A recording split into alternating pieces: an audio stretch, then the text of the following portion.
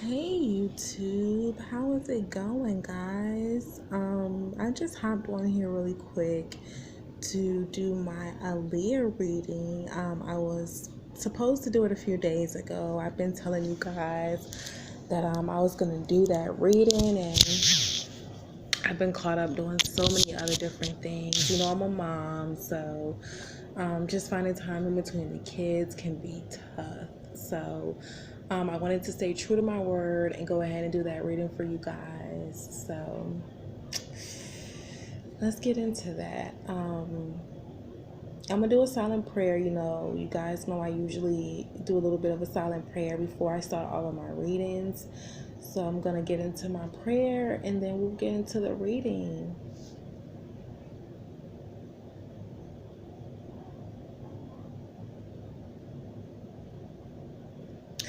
Okay, guys. I don't want to keep you guys too long because it's late, guys. I'm tired.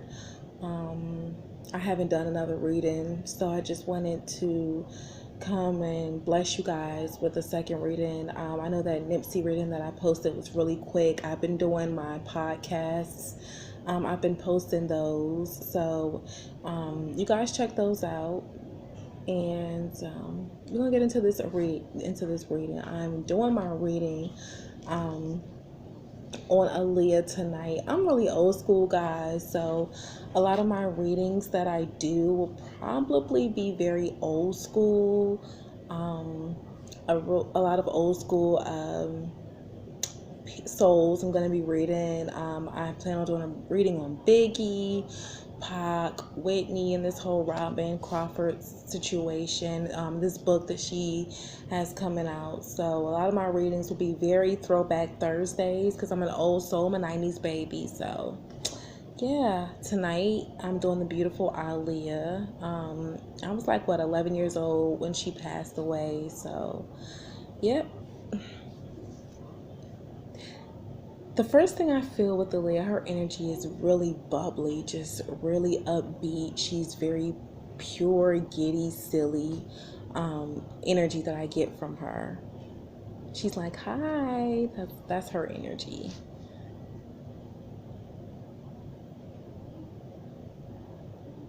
She's not happy, you guys.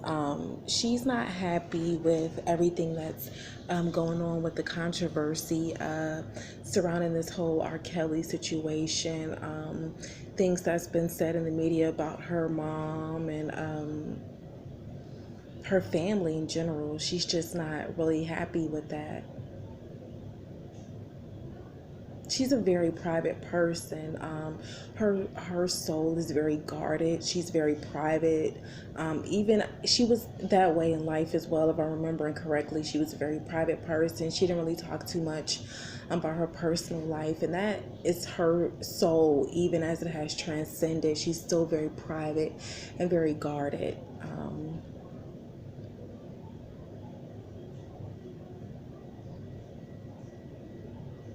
She immediately wants me to let everyone know that there's just certain things that she feels should not be spoken about. There are certain things that she feels just shouldn't be addressed to the public. She's even given me the feeling that she's not really happy with Damon Dash speaking out either. He did an interview with Nick Cannon amongst all of the R. Kelly allegations, and she's not happy about that interview that Dame did with Nick Cannon. She just feels like too many people, it's just too much talking going on as far as her being put in it.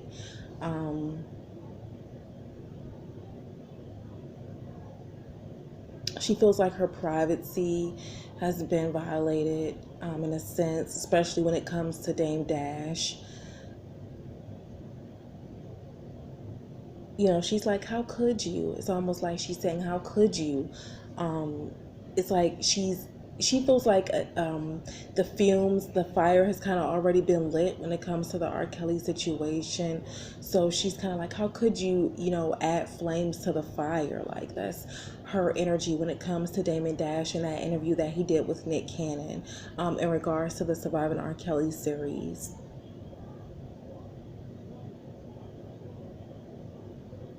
Going back to the R. Kelly situation, the energy that I feel from Aaliyah when it comes to her in this R. Kelly situation, she just feels like her. She says, my fans, the people who are true fans of mine, they know. She's saying they know the truth and they know what happened back then. She says, I was very young. And I was very mature. She's saying she was very young and she was also very mature for her age. She says, I was always very mature for my age.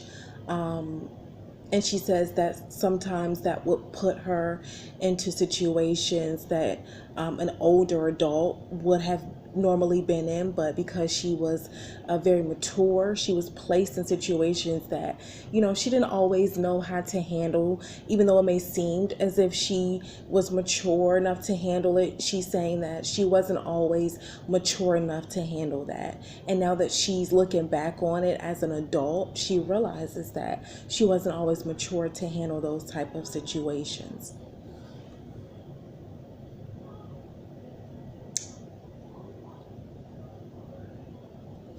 Um,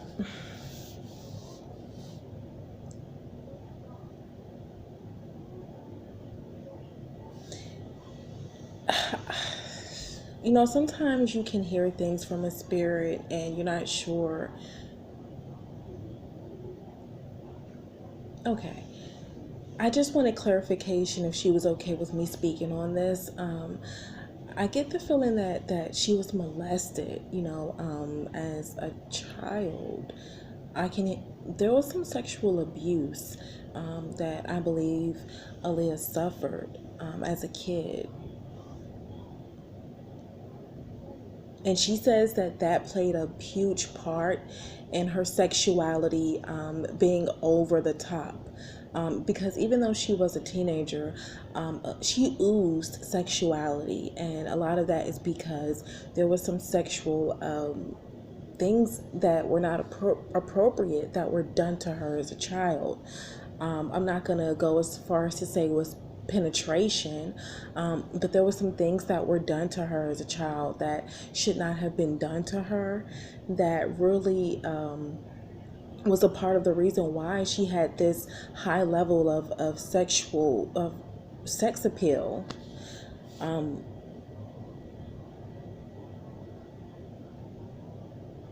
She says there was a bond there between she and R. Kelly.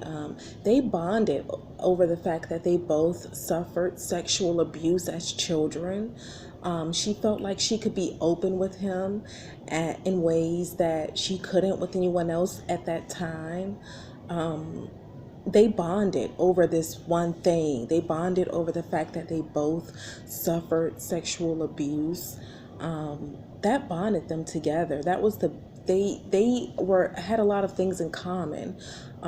They talked a lot, you guys. Like, they really had a connection with one another. It may have been wrong timing, but the connection that they had was very real. She says he was very childlike in many ways. She's saying that R. Kelly was Robert. She calls, a lot of people who follow her, she calls him Robert. She says that he was very childlike in a lot of ways.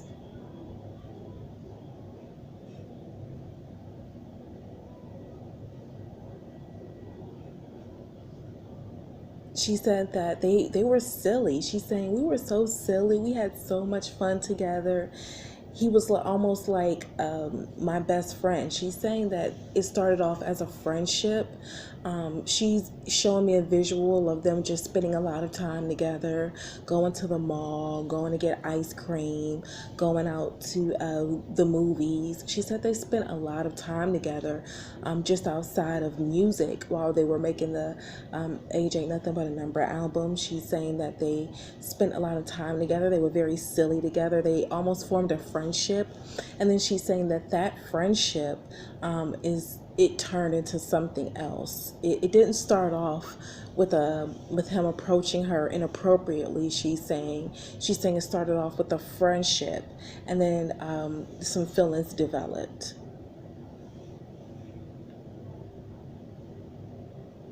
R. Kelly was very much in love with Aaliyah. He looked for her in a lot of women that came after her. He looked for her in a lot of other underage girls. He was almost borderline obsessed with her. I get a very obsessive energy when it comes from R. Kelly to Aaliyah. He was just very much in awe of her and very taken by her.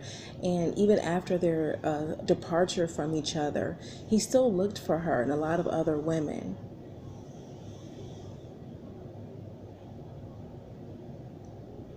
I get the feeling that even after this scandal broke between the two of them, there was still communication going on. So even after the marriage scandal came out between the two of them, they were still communicating for a short period of time after that. Maybe I could see a couple of months to even a year or two after that, they were still communicating with each other, still texting, not texting, I'm sorry, still paging and just still in communication with each other. I guess today's version of texting would be them paging and seeing each other, talking on the phone, but they were still very much in communication with each other, even after the scandal broke to the world.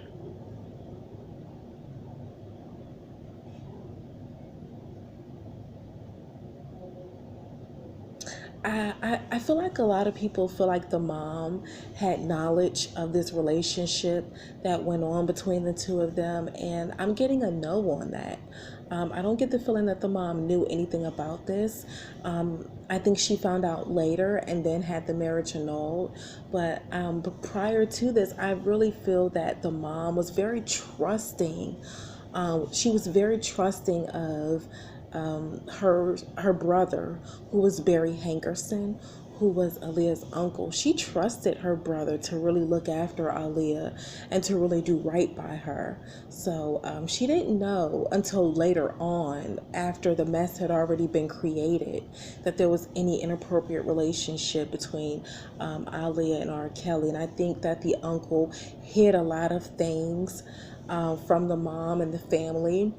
I think he did. I don't think he knew right away, the uncle, but I think he found out a little bit before the family did, and he tried to hide some, a lot of things as well.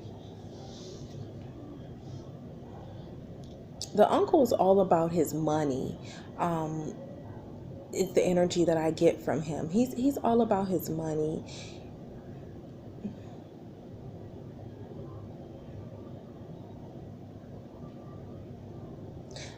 The uncle was not involved at all in the process of the Age Ain't Nothing But a Number album.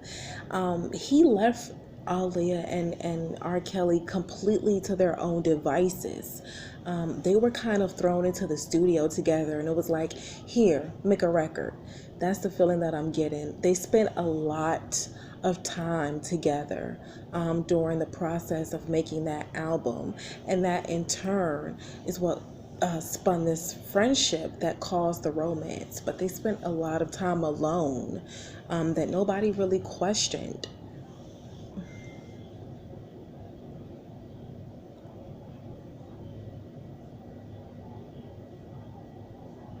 I'm not going to spend too much time on the R. Kelly and the Aaliyah dynamic. She's made her peace with that. She's in a better place about it. There is no bitter feelings about that. She understands. She's saying that she understood even then that R. Kelly was a broken man.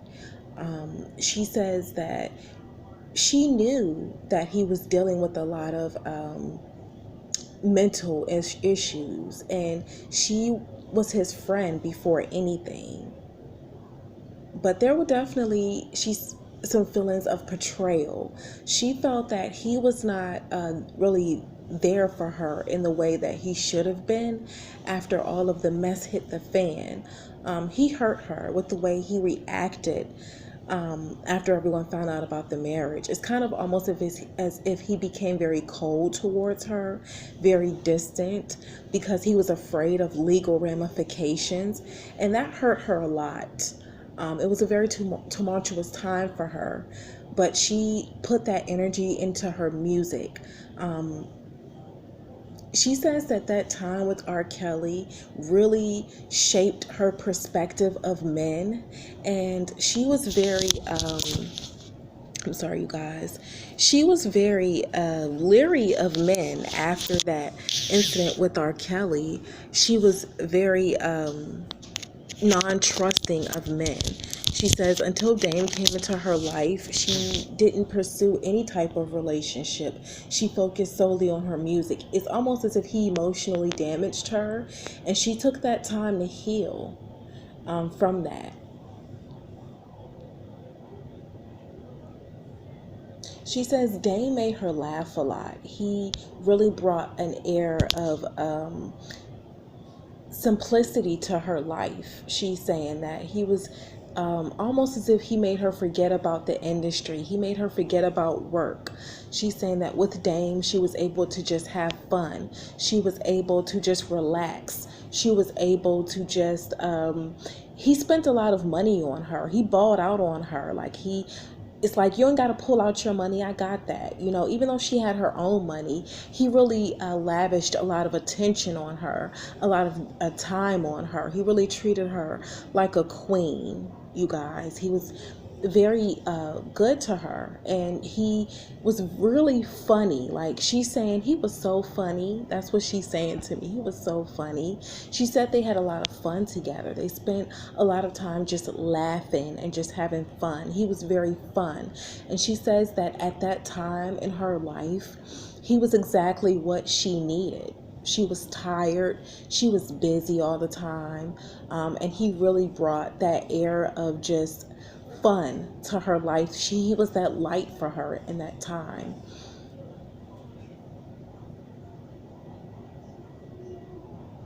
She was very hesitant. She says, I was very hesitant about dating Dame or any man in the industry after the scandal that happened with R. Kelly. She was very leery about dating anybody in the industry. She says, I did not want to mix business with pleasure anymore after that.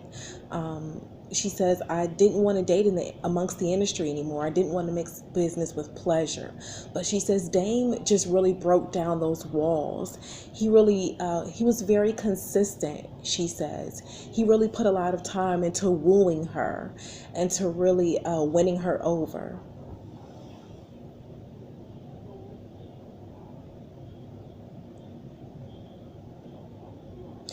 She's really big on consistency. She's really big on consistency, and she's really big on being treated in a certain type of way.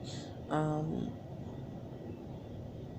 she really likes the way that Dame treated her, but she says that had she would have still been here, would not have lasted. She's starting to realize now that a lot of things with Dame was a mirage. He really knows how to. He Dame is a good guy at heart, but he's very egotistical, and he's very much so about image.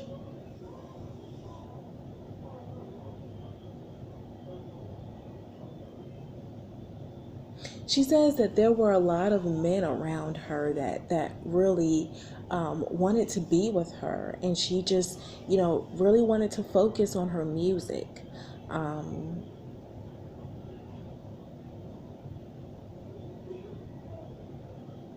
She says those final moments, those final months before she passed, she was really at peace. She says she was the happiest she had been in years. She was genuinely in a very happy place.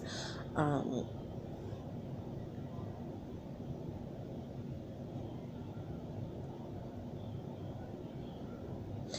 I want to know if, because I see a lot of interviews where Dame is speaking about marriage. He's saying that he wanted to marry her before her passing. So I just wanted to ask Spirit if there was any talk of marriage between the two of them. She says no. There was no talk of marriage between the two of them, that she knows. He did not propose to her. There was no engagement. There wasn't even any talks of them getting married. She says. She was just starting to fall in love with Dame before she passed away. She says that love was very fresh and new, and she was just getting to the place of falling in love with him. She was not fully in love with him yet, but she was getting there, she says. She's saying that she was not anywhere near ready to marry him. They were still getting to know each other and they were still falling in love. They were not at the place of marriage yet. She was very much still focused on her career. She says she was a workaholic. She was very big on working a lot. She was very big on her career at the time, and she just didn't have the type of time to devote to being a wife.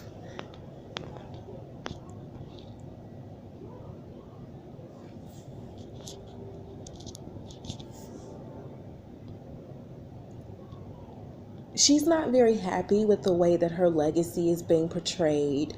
Um, she feels like her legacy should be bigger than what it is. She feels like she put a lot of work into her career.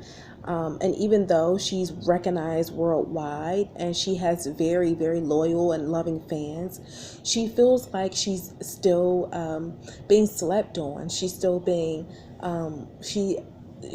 still feels that she's not getting her due diligence. Her legacy is not being handled properly, and she has a real problem with that.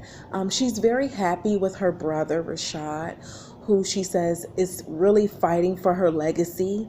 She says he's still fighting for me. He's still fighting for my legacy and for my hard work.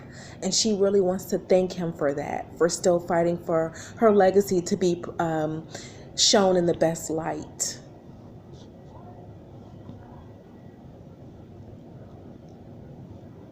She wants me to give a thank you to Missy Elliott, who she says still really holds her in high regards, and really keeps her legacy alive. Timberland and Missy, she has a lot of love for them. Her mom, she's very worried about her mom. She says her mom has been stressing a lot lately, and she's just really worried about her physical health and her mental health, and she wants her mom to just relax and not worry so much about what people think and what people say. She says that you raised an amazing daughter and you have nothing to feel guilty about. You have nothing to be ashamed of.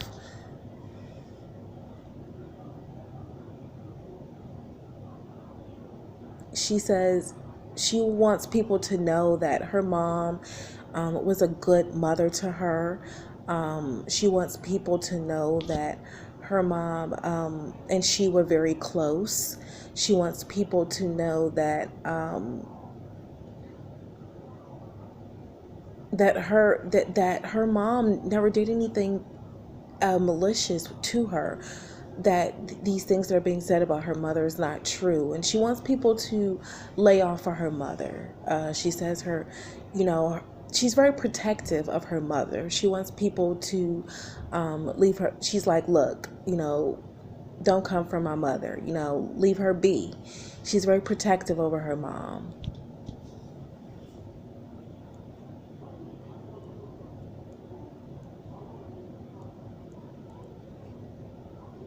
She says that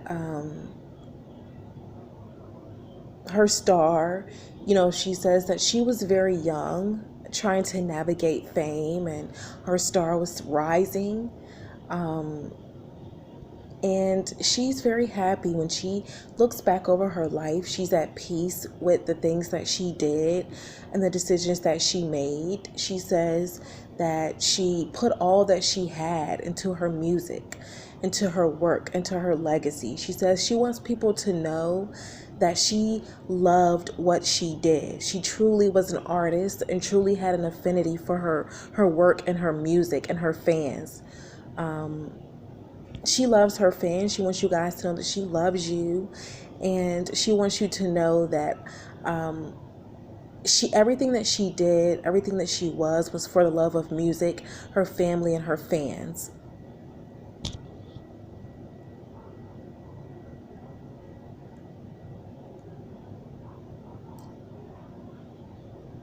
She wants people to respect that she was a private person and to not focus so much on the situation with R. Kelly.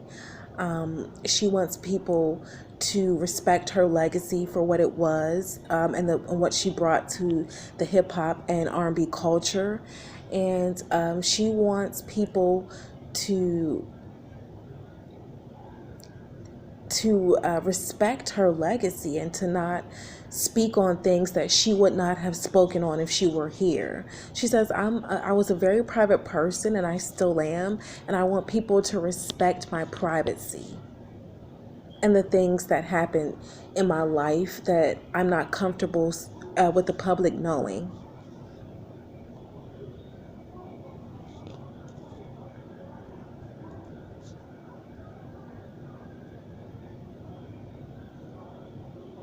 She does not want to address these R. Kelly rumors anymore. She says, I'm done with that. I will not be doing any more readings addressing anything pertaining to R. Kelly and Aaliyah. She no longer wants me to address it. She says that she wants people to respect her legacy and to lay to rest things that to lay those things to rest. She's saying, respect my legacy, respect that I'm a private person, and that's not how I want to be remembered. So that was just a mini reading that I wanted to do on Aaliyah and her energy. I may do a part 2, but I want you guys to remember that will be my first and last time speaking on the R. Kelly situation and pertaining to Aaliyah. She does not want me to go back and to say anything else about it. She says that is a closed chapter in her life and in her legacy. Her fans that have rocked with her from day one, they know the truth. And that's that. She wants to be remembered for her music, for what she brought to the world and to the culture. And that is what I'm going to choose to focus on for any of my readings on her from here on out. On my next reading, I may touch a little bit more on the later aspects of her life and her death and things leading up to that. So I'm not sure, you guys. I may do a part 2 in the future. You just have to stick around for it. Very uplifting spirit, very bubbly personality, very pure and genuine vibes that I get from her soul. She has no regrets.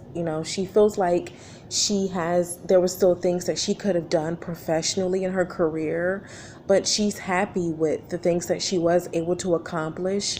For a 22-year-old, she accomplished a lot, and she's very at peace with that. So you guys, I'm going to sign off here, and I'm going to go ahead and upload this video. I'm also going to try to do a few more readings for over the Thanksgiving holiday. So you guys just have to tune in. And if there's anyone in particular that you guys are interested in me reading, you have to drop down in the comments. Let me know, subscribe, like, show your girl some love. And let me know what your guys' opinion on this reading is. And always peace, love, light, positivity. It's a cold world, y'all. Y'all better bundle up. Good night.